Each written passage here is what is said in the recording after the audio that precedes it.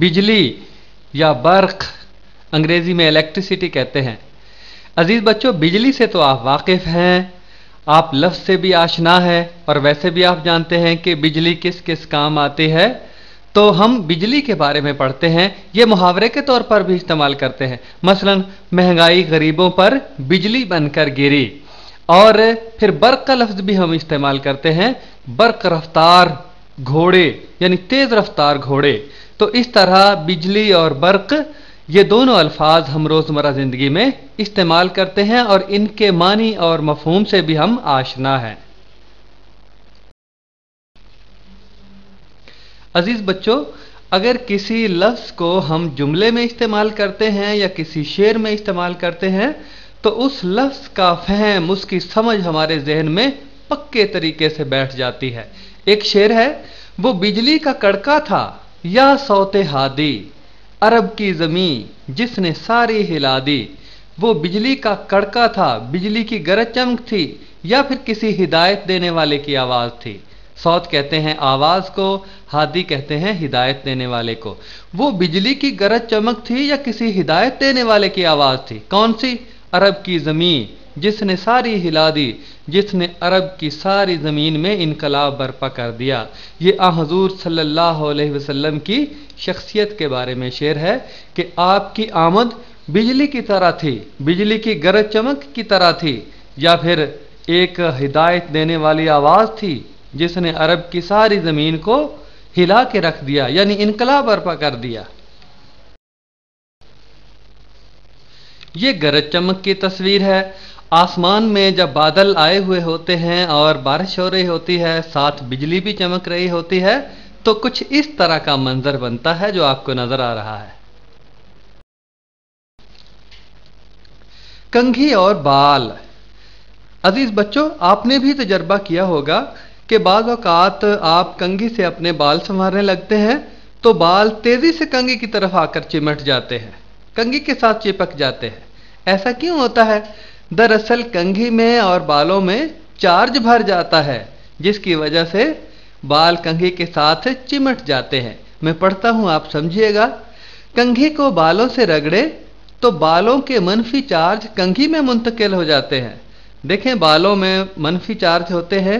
जब हम कंघी को बालों के साथ रगड़ते हैं तो बालों से मनफी चार्ज निकलकर कंघी पर जमा हो जाते हैं। देखिए, तस्वीर में नजर भी आ रहा है, कंघी के साथ मनफी मनफी लिखा हुआ है। इसका मतलब है कि कंघी के ऊपर मनफी चार्ज जमा हो गया है, वो बालों से निकल कर आया है। इसी तरह बालों पर मुस्बत और कंघी पर मनफी चार्ज आ जाता है। देखिए, बालों पर मुस्बत आ गया और कंघी पर मनफी चार्ज आ गया, जिसकी वजह से कशिश पैदा होती है। देखें, एक चीज़ पर मनफी चार्ज होता है और दूसरी पर मुस्बत होता है। जब वो आपस में करीब आती हैं तो कशिश पैदा होती है, दोनों एक दूसरे को फिर खींचना शुरू कर देती है। यही वजह है कि कंघी बालों को खींचना शुरू कर देती है। बालों के साथ गुब्बारा क्यों जुड़ता है? तस्वीर में भी आपको नजर आ रहा है, मैं पढ़ता हूं, आप समझिएगा।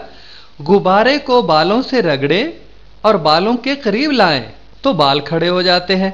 आप भी तजर्बा कर लीजिएगा कि गुब्बारे को बालों से रगड़ें और फिर बाद में बालों के करीब लाएं तो बाल खड़े हो जाएंगे। क्यों? इसलिए कि बालों और गुब्बारे में बिजली भर जाती है। ये पहले भी हम पढ़ चुके हैं कि एक चीज पर मनफी चार्ज बालों से निकलकर मनफी चार्ज गुब्बारे पर जमा हो जाएगा और बालों पर मुस्बत चार्ज आ जाएगा, जिसकी वजह से दोनों एक दूसरे के करीब आ जाएंगे। आप पहले पढ़ चुके हैं कि एक चीज पर मनफी चार्ज हो और दूसरी पर मुस्बत हो, करीब लाएं तो कशिश पैदा होती है, दोनों एक दूसरे को खींचते हैं। बिजली कैसे बनती है? इस सवाल का जवाब तो अब आप देने के काबिल हो गए हैं, क्योंकि पिछली स्लाइडों में आपने पढ़ा कि बिजली चार्जों की वजह से बनती है। मैं पढ़ता हूं, आप समझिएगा। बिजली चार्जों से मिलकर बनती है, जो दो किस्म के होते हैं। पहली किस्म मुस्बत चार्ज और दूसरी मनफी चार्जों की। आपको वो तस्वीर भी नजर आ रही है कि गुब्बारे पर मनफी चार्ज जमा हो गया है जब रगड़कर बालों से रगड़कर बालों के करीब लाए हैं, और बालों पर मुस्बत चार्ज जमा हो गया है, जिसकी वजह से दोनों में बिजली पैदा हो गई है और दोनों एक दूसरे को कशिश करते हैं। अजीज बच्चों, पिछली स्लाइडों से हमने एक नतीजा निकाला है। वो क्या है कि मुस्बत और मनफी चार्ज एक दूसरे को कशिश करते हैं, एक दूसरे को खींचते हैं। सबसे ऊपर वाली जो तस्वीर है, एक तरफ मुस्बत और एक तरफ मनफी, इनके दरमियान क्या होगी? कशिश की कुव्वत होगी। और निचले दरमियान वाली तस्वीर, दोनों तरफ मुस्बत लिखा हुआ है, यानी इनके दरमियान दफा की कुव्वत होगी। मुस्बत चार्ज को दफा करते हैं। और सबसे नीचे वाली तस्वीर मनफी है, दोनों तरफ ये भी एक दूसरे को दफा करेंगे। तो यहां से हमने नतीजा निकाला कि जो मुख्तलिफ चार्ज हैं, एक मुस्बत एक मनफी, ये तो कशिश करेंगे, जो एक जैसे चार्ज हैं वो एक दूसरे को दफा करेंगे। बस ये उसूल आपने याद रखना है। बैटरी का चार्ज होना। अजीज बच्चों, बैटरियां मुख्तलिफ किस्म की होती हैं। मोबाइल के अंदर भी बैटरी इस्तेमाल होती है, रेडियो के अंदर भी बैटरी, ये जो सेल है ये भी बैटरी ही है, और कैमरे के अंदर बैटरियां इस्तेमाल होती हैं, और मुख्तलिफ चीज़ें हैं जो बैटरियों से चलती हैं। सामने की शक्ल में बैटरियों की मुख्तलिफ किस्में आपको नज़र आ रही हैं। तो बैटरी चार्ज होने का मतलब क्या है? देखिए, मैं पढ़ता हूँ। बैटरी जब बिजली के ज़रिए चार्ज होती है तो इसमें दो प्लेटों पर चार्ज जमा हो जाता है। असल में इसमें दो प्लेटें होती हैं। जब हम चार्ज के लिए लगाते हैं तो दोनों प्लेटों पर चार्ज जमा हो जाता है, एक प्लेट पर मुस्बत और दूसरी पर मनफी। जब चार्ज से दोनों प्लेटें भर जाती हैं तो हम कहते हैं बैटरी चार्ज हो गई है। उसे मोबाइल में लगाते हैं, मोबाइल काम करना शुरू कर देता है, रेडियो में लगाते हैं, रेडियो चलना शुरू हो जाता है। तो इसका मतलब ये है कि चार्ज भरने के लिए जो आला इस्तेमाल होता है वो बैटरियां हैं, और बैटरी के अंदर दो प्लेटें होती हैं, एक पर मुस्बत और दूसरी पर मनफी चार्ज जमा होता है। एटम की साख्त का मतलब बनावट होता है। इससे पहले हम चार्जों के बारे में पढ़ते रहे हैं। ये चार्ज किन चीज़ों के ऊपर होते हैं, उन ज़रात के बारे में पढ़ने के लिए हमें एटम की साख्त पढ़नी पड़ेगी। मैं पढ़ता हूँ, आप समझिएगा। तमाम मादी अशिया एटमों से मिल के बनती हैं। जितनी भी चीज़ें आपको नज़र आ रही हैं, दुनिया में जितनी भी चीज़ें हैं, सब की सब एटमों से मिल के बनी है। एटम मादे की बुनियादी इकाई है। इसका मतलब ये है कि जिस तरह से मकान की बुनियादी इकाई ईंट है, सारा मकान ईंटों से मिलकर बनता है, इसी तरह सारा मादा एटमों से मिलकर बनता है। तो हम कह सकते हैं कि एटम मादे की बुनियादी इकाई है। सामने की शक्ल में एटम की तस्वीर है, और आगे चलकर हम इस तस्वीर को वजाहत के साथ पढ़ेंगे। दूसरी बात एटम की साख्त के बारे में। पहली बात आपने इससे पहली स्लाइड में पढ़ी है, मैं पढ़ता हूं, आप समझिएगा। एटम के मरकज में मरकज़ा यानी न्यूक्लियस होता है, जिसमें दो किस्म के जर्रे प्रोटॉन और न्यूट्रॉन होते हैं। प्रोटॉनों पर मुस्बत और न्यूट्रॉनों पर कोई चार्ज नहीं होता। सामने की तस्वीर में आपको नजर आ रहा है कि सुर्ख रंग के जर्रे हैं दरमियान में, और नीले रंग के जर्रे हैं। जिस मरकजी हिस्से में ये जर्रे हैं वो मरकज़ा कहलाता है। और प्रोटॉनों पर मुस्बत और न्यूट्रॉनों पर कोई चार्ज नहीं होता। सुर्ख रंग के ये प्रोटॉन हैं, इन पर मुस्बत चार्ज है, और नीले रंग के न्यूट्रॉन हैं, इन पर कोई चार्ज नहीं, यानी ये न्यूट्रल हैं, मोतदिल हैं, तादीली हैं।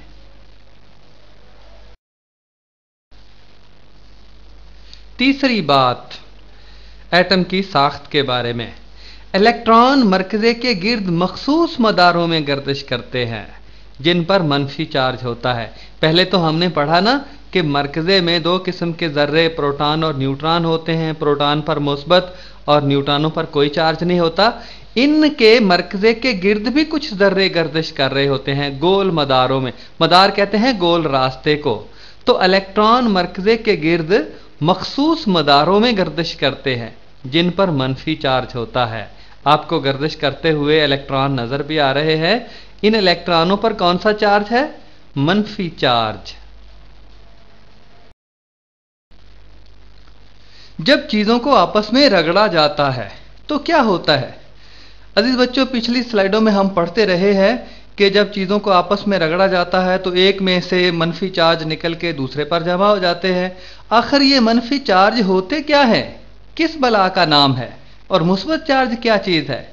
इसी सवाल का जवाब हासिल करने के लिए हमने एटम की साख्त पढ़ी है और हमने पढ़ा कि एटम के मरकज़ में एक मरकज़ा होता है जिसके अंदर प्रोटॉन और न्यूट्रॉन होते हैं। प्रोटॉन पर मुस्बत चार्ज होता है और मरकज़े के गिर्द मदारों में गोल रास्ते पर इलेक्ट्रॉन गर्दिश कर रहे होते हैं जिन पर मनफी चार्ज होता है। तो आम हालत में इलेक्ट्रॉनों की तादाद प्रोटॉनों की तादाद के बराबर होती है। अजीज बच्चों, जब किसी एटम में से इलेक्ट्रॉन निकल जाते हैं तो इलेक्ट्रॉनों की तादाद कम हो जाती है, प्रोटॉनों की तादाद ज़्यादा हो जाती है। तो प्रोटॉनों पर मुस्बत चार्ज है तो उस एटम पर फिर मुस्बत चार्ज आ जाता है। जिस चीज़ में से इलेक्ट्रॉन निकल जाए उस चीज़ के एटमों में इलेक्ट्रॉनों की तादाद कम हो जाती है, प्रोटॉनों की तादाद ज़्यादा हो जाती है, इसलिए उस पर मुस्बत चार्ज। और जिस चीज़ पर इलेक्ट्रॉन ज़्यादा जमा हो जाए उस पर जाहिर बात है प्रोटॉनों से इलेक्ट्रॉन ज़्यादा हो जाएंगे, उस पर मनफी चार्ज आ जाएगा। तो इसी सवाल का जवाब हम पढ़ते हैं, समझिएगा ज़रा। जब दो चीज़ों को आपस में रगड़ा जाता है तो एक चीज़ के इलेक्ट्रॉन दूसरी चीज़ में मुंतकिल हो जाते हैं। कौन सी चीज़ मुंतकिल होती है? इलेक्ट्रॉन। इसी तरह दूसरी चीज़ पर मनफी चार्ज आ जाता है। जिस चीज़ की तरफ मुंतकिल होकर जाते हैं उस पर मनफी चार्ज आ जाता है। जिस चीज़ से इलेक्ट्रॉन खारिज होते हैं तो उस पर मुस्बत चार्ज आ जाता है। उस पर मुस्बत क्यों आता है? क्योंकि उसमें से इलेक्ट्रॉन निकल जाते हैं। क्योंकि इलेक्ट्रॉनों की और प्रोटॉनों की तादाद बराबर होती है, इलेक्ट्रॉन निकल गए तो प्रोटॉनों की तादाद में इजाफा हो गया, इसलिए उस पर फिर मुस्बत चार्ज आ जाता है। उम्मीद है आप भी समझ गए होंगे। बर्क़ी सेल, ये वही सेल है जिसे हम रेडियो में इस्तेमाल करते हैं, कैमरों वगैरह में इस्तेमाल करते हैं। मैं पढ़ता हूं, आप समझे। बर्क़ी सेल दो प्लेटों पर मुश्तमिल होता है, एक पर मुस्बत और दूसरी पर मनफी चार्ज जमा होता है। देखें, सेल आपको नजर आ रहा है। जहां मुस्बत लिखा है वो सिरा सेल का मुस्बत सिरा है और जहां मनफी लिखा है ये सेल का मनफी सिरा है। जब इसको किसी आले में डाल दिया जाता है तो इसकी ताकत से फिर वो आला, वो चीज, वो रेडियो, वो कैमरा चलना शुरू हो जाता है। बर्क़ी रौ या करंट। अजीज बच्चों, सेल के अंदर ताकत होती है जिसकी वजह से तार में से इलेक्ट्रॉनों का बहाव शुरू हो जाता है। करंट क्या चीज है? बर्क़ी रौ क्या चीज है? दरअसल इलेक्ट्रॉनों का बहाव ही होता है। जब हम किसी सेल को तार के साथ जोड़ते हैं तो क्या होता है कि सेल की जो मनफी प्लेट है वहां से इलेक्ट्रॉन निकल कर सेल की मुस्बत प्लेट की तरफ बहना शुरू हो जाते हैं। इलेक्ट्रॉनों का यही बहाव बर्क़ी रौ कहलाता है। मैं पढ़ता हूं। जब मनफी चार्ज वाली प्लेट को मुस्बत चार्ज वाली प्लेट से जोड़ा जाता है यानी तार के जरिए, तो इलेक्ट्रॉन मनफी से मुस्बत प्लेट की तरफ बहना शुरू हो जाते हैं। इलेक्ट्रॉनों के इस बहाव को बर्क़ी रौ या करंट कहते हैं। आसान सी बात है ना। इलेक्ट्रॉन उस वक्त तक बहते रहते हैं जब तक दोनों प्लेटों पर इलेक्ट्रॉन बराबर ना हो जाएं। देखें ना, सेल के दो प्लेटें थी, एक पर मनफी चार्ज का ढेर है, एक पर मनफी चार्ज जमा है और दूसरे पर मुस्बत चार्ज जमा है। यानी कहने का मतलब है एक प्लेट पर मनफी चार्जों की ज्यादती है और दूसरी प्लेट पर मुस्बत चार्जों की ज्यादती है।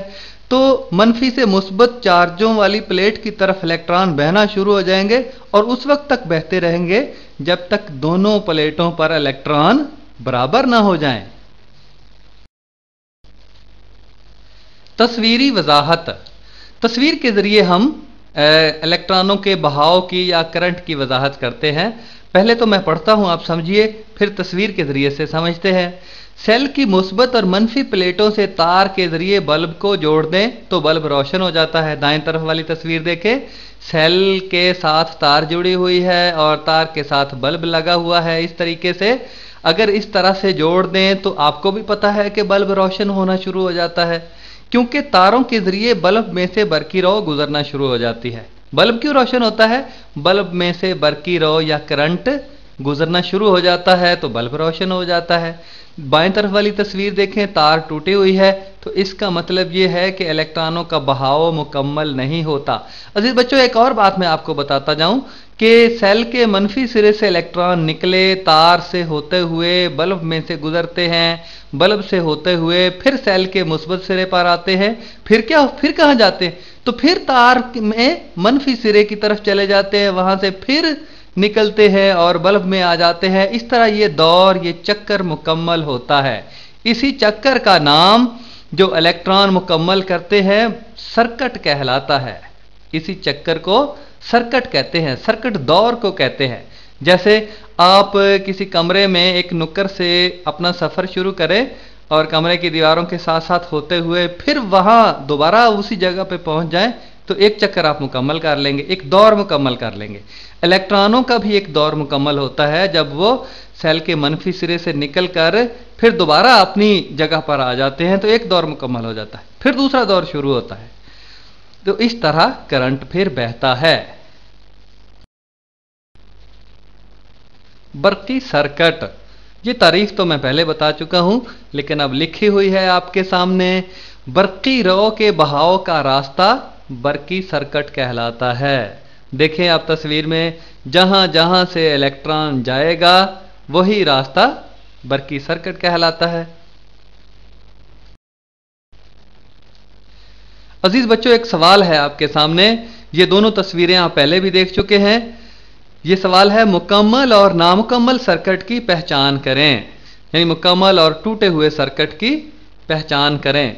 आप देखें दोनों तस्वीरों की तरफ और आप आसानी से जवाब दे सकते हैं। स्विच का इस्तेमाल। स्विच बंद करने और खुला रखने से क्या होता है? ये देखिए तस्वीर आपको नजर आ रही है। एक दो सेल है, सेल के साथ तार है, स्विच लगा हुआ है, स्विच के साथ बल्ब है और इसी तरह ये सर्किट मुकम्मल होता है। ये स्विच अगर बंद कर दिया जाए तो जाहिर बात है बल्ब जलना शुरू कर देता है, बरकी रौ गुजरना शुरू कर देती है सर्किट में से। और अगर इसे खुला रखा जाए तो क्या होता है? तो बरकी रौ गुजरना बंद हो जाती है, बल्ब बुझ जाता है। मूसिल और गैर मूसिल अशिया, कंडक्टर्स एंड इंसुलेटर्स। बच्चों, मूसिल और गैर मूसिल की बात करने से पहले एक लफ्ज़ मैं आपको समझाता हूं, ईसाले सवाब। यानी हमारे घर के अंदर या कहीं भी कोई फौत हो जाए तो उसकी रूह को सवाब पहुंचाने के लिए हम कुछ नेक अमाल करते हैं, गरीबों में कुछ चीज़ तकसीम करते हैं और अल्लाह से ये दुआ मांगते हैं कि या अल्लाह इस चीज़ का, इस मेरी नेकी का फलां शख्स को सवाब पहुंचा दे। तो ईसाल का मतलब होता है पहुंचाना।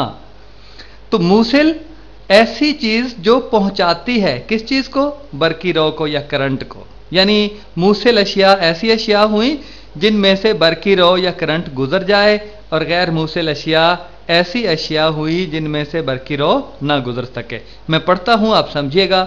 जिन अशिया में से करंट गुजर जाता है वो मूसिल, और जिनमें से करंट नहीं गुजरता वो गैर मूसिल अशिया कहलाती हैं।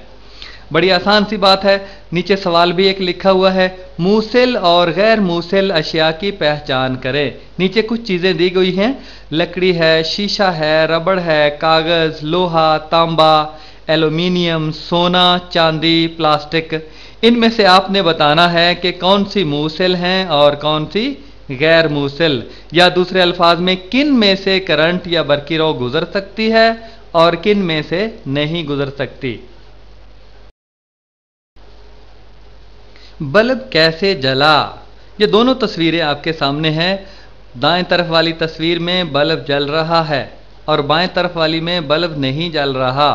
तो दाएं तरफ वाली तस्वीर में बल्ब क्यों जल रहा है, क्या वजह है? आपने क्या समझा? अजीज बच्चों, अब मैं कुछ सवाल आपसे करूंगा, आपने उनके जवाब देने हैं ताकि पता चल जाए कि आपको कितनी समझ आई है।